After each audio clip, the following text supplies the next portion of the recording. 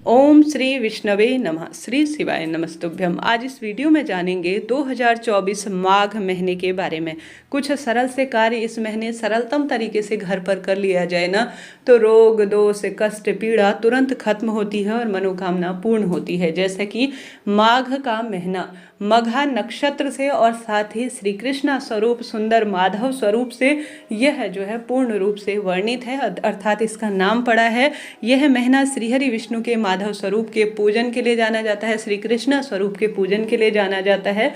और इस महीने विशेष तौर पर माँ तुलसी के पूजन का विधान है, गंगा स्नान का विधान है और इस महीने कल्पवास किया जाता है, अर्थात जो साधु संत या गृहस्थ जन भी जो थोड़ा सा अपनी गृहस्थ जिम्मेदारियों से निवृत्त हो जाते हैं वह एक महीने के लिए कल्पवास पर विशेष मंत्र जाप साधना और साथ ही गंगा नदी के स्नान के लिए जाते हैं और वहीं पर रहकर अपने एक महीने का प्रण पूर्ण करते हैं, विशेष दान पुण्य पूजा पाठ और प्रभु की आराधना में समय व्यतीत करते हैं। परंतु गृहस्थ जन ऐसा न कर पाए तो घर पर भी रहकर सरलतम कार्य से परम सुख की प्राप्ति कर सकते हैं। 26 जनवरी से यह महीना शुरू हो रहा है जो कि 24 फरवरी 2024 तक रहेगा।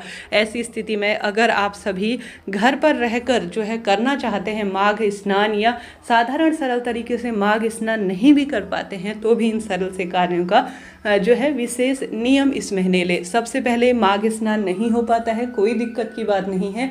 आप इस महीने के मुख्य जो है 4-5 व्रत भी कर लेंगे ना, जैसे कि अब आने वाली है संकट चौथ अर्थात तिल चौथ और साथ ही एकादशी का, इस महीने 2 एकादशियाँ आएंगी वह हो गई और साथ ही प्रदोष का व्रत हो गया। या जो है विशेष मुख्य जो 4 व्रत कर लेंगे ना तो भी आप माघ स्नान का संपूर्ण फल प्राप्त कर लेंगे। तो आप सभी को भी आवश्यक रूप से इस महीने श्रीहरि विष्णु के सुंदर स्वरूप की पूजा करनी चाहिए और कम से कम एकादशी का व्रत तो आपको करना ही चाहिए। शास्त्र वर्णन कहता है इससे भी प्रभु की कृपा विशेष तौर पर मिलती है।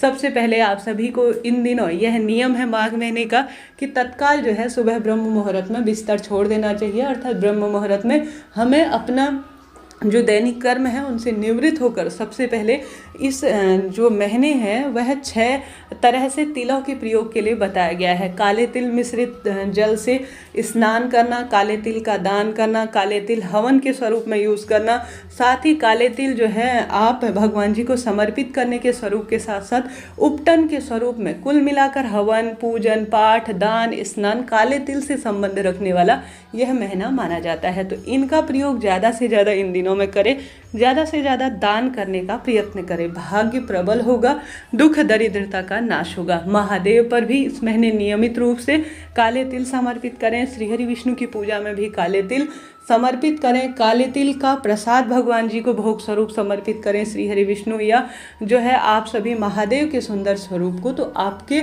इससे कहा जाता है इस जन्म के साथ साथ 10 जन्मों के या हमारे पूर्वजों को यह परम सुख प्रदान करने वाला होता है जो व्यक्ति इस महीने काले तिल का ज़्यादा से ज़्यादा प्रयोग करता है। सूर्य नारायण भगवान की पूजा आराधना करने के लिए भी यह महीना जाना जाता है। तो सूर्य नारायण भगवान को भी अगर आप काले तिल मिश्रित जल से अर्घ देते हैं ना तो भाग्य प्रबल हो ही जाता है। आप सभी को इस दिन ब्रह्म मुहूर्त में इस महीने नियम बना लेना है, स्नान इत्यादि कर लेना है। उसके बाद नियमबद्ध तरीके से माँ तुलसी में भी आपको काले तिल मिश्रित जल समर्पित करने का प्रयत्न करना है। या जो दीप प्रज्वलित कर रहे हैं काले तिल मिश्रित जल नहीं समर्पित कर सकते तो जो दीप प्रज्वलित करते हैं ना उसमें काला तिल आपको मिश्रित करना चाहिए और फिर माँ तुलसी की विशेष पूजा आराधना करना चाहिए। माँ तुलसी को लाल रंग का वस्त्र ओढ़ाना चाहिए। नियमित रूप से आप माँ तुलसी की पूजा करें, परिक्रमा करें, विधान से माघ महत्म सुनने का प्रयत्न करें तुलसी माँ के सम्मुख। साथ ही माधव स्वरूप अर्थात लड्डू गोपाल स्वरूप हो या श्री कृष्ण भगवान की कोई प्रतिमा फोटो या शालिग्राम जी को आप तुलसी माँ के साथ विराजमान कर उनका विधि विधान से इस महीने पूजन करते हैं ना तो आपका भाग्य प्रबल होता है। ग्रहों की जो नवग्रहों की दशा कहीं ना कहीं विपरीत हो रही है वह अनुकूल होने लगती है। कुल मिलाकर इस महीने तुलसी पूजन का विधान है, गर्म वस्तुओं का दान करने का विधान है और इस माघ महीने की जो महत्वता कही गई है ना, वह अपने आप में अद्भुत है, अपने आप में विशेष है। इस महीने बहुत सारे नियम लिए जाते हैं, वेद शास्त्रों में वर्णित इस महीने की महत्वता पद्म पुराण में कही गई है, जो कि अपने आप में अद्भुत है।